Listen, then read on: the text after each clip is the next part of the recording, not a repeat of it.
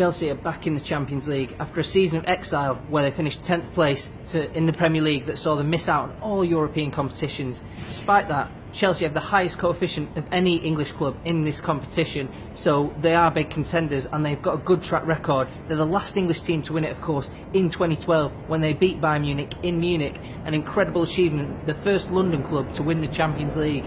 Chelsea still outsiders for the competition this time because Real Madrid are favourites. They're only slight outsiders though, because I think that they can compete with anyone else, particularly in this competition. I think beating Real Madrid will be a tough task for anybody, but aside from Real Madrid, I think Chelsea are as good as anyone.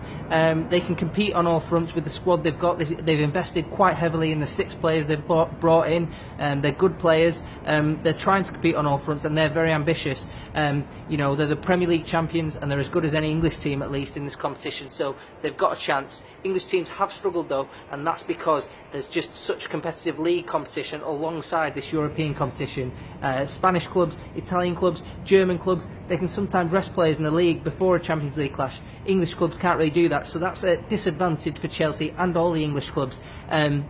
But there's also a question mark on Conte's track record.